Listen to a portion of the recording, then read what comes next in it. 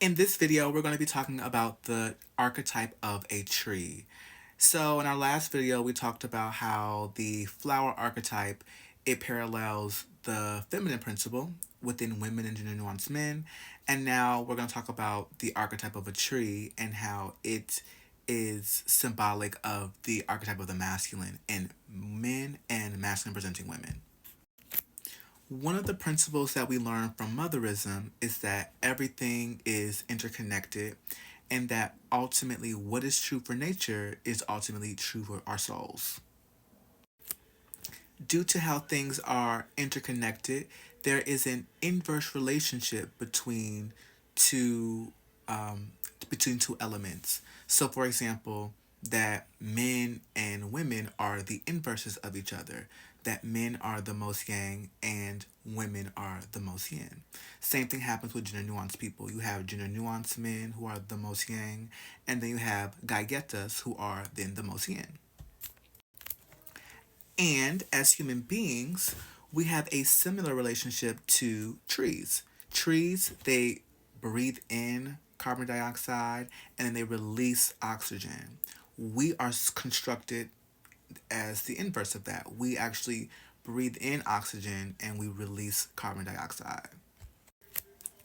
As we nurture trees and we give them a place to be and we help them to grow, they then nurture us in turn, providing us with food, shelter, and shade. This is why God placed Adam and Eve in the garden, because it creates a degree of balance and oneness in our lives when we are able to then connect to nature. So when it comes to the inverse function, that ultimately that's how you should begin to think about your partner or your soulmate, is that whomever that person may be, they are the inverse to you, the way that a tree is an inverse to you. That you're looking for someone who is ultimately very compatible with you, that's someone that is the most yin to your yang, or yang to your yin, or vice versa. And just like trees, they need to be nurtured. Because of the inverse relationship that we have to trees, they are a good symbol for the soul and how we should understand ourselves and begin to heal our inner child. So if you think about the archetype of a tree, that if you were to chop it, that each of these inner rings represents the story of the life of the tree, right? So you could ultimately say that each ring was an inner child of the tree. In our last analogy, we talked about how women are like flowers, well, men are like trees. That each tree has rings that accumulate throughout the course of its life. And the rings represent moments in a man's life, good, bad, or ugly, that are ultimately emotionally charged. And if a man struggled in his upbringing, maybe saying feeling neglected or inadequate, that it shows up as an inner child that didn't get what he needed. And in terms of the mirror principle, as within, so without, that is a reflection of his inner state and how he feels about himself ultimately as a man. Remember that the inner reality creates the outer form, and that a man may struggle with being vulnerable because it is emasculating to feel feelings. Feelings are, they see that as being feminine. And so the thing to understand is that feelings, they don't die, that they are buried alive on the inside of you. And they show up and they manifest themselves, as these unhealed children that didn't get what they need. And if these inner rings, these inner children, are left unaddressed for too long, then they can become tangled like headphones in your pocket. So you know how sometimes you put headphones in your pocket and when you pull them out again, no matter how much you try to, they end up tangled. That's what happens. And so they can become, that these inner rings then can become tangled because he believes that he can keep going, but he ultimately feels unsteady.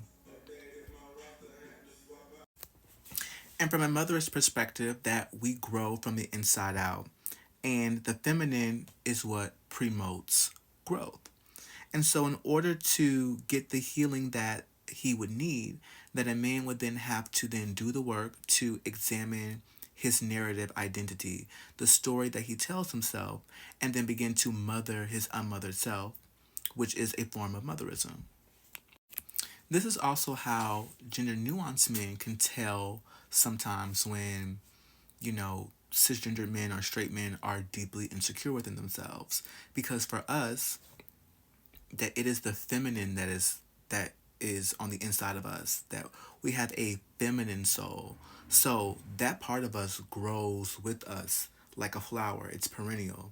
The way that the feminine grows with a woman and it's perennial.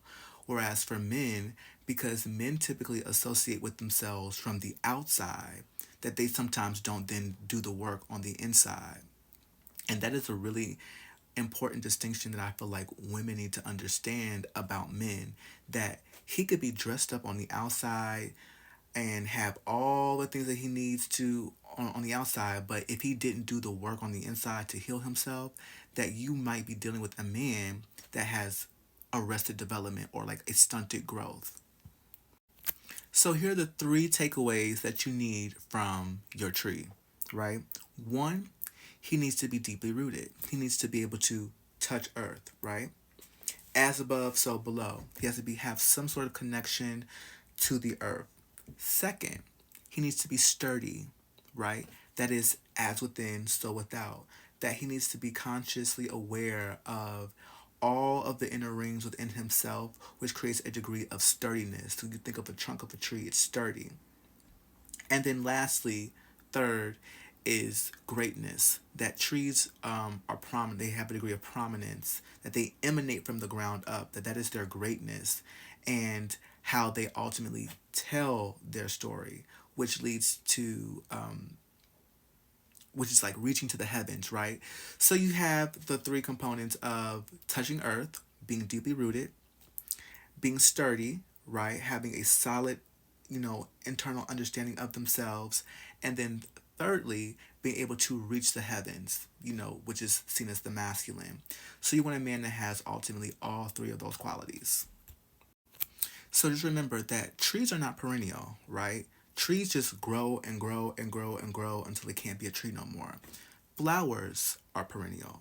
So the feminine is like a flower, that the masculine is like a tree. It just grows. But you want to make sure that he doesn't have this degree of arrested development or stunted growth on the inside of him. Remember that it is the inner reality that creates the outer form.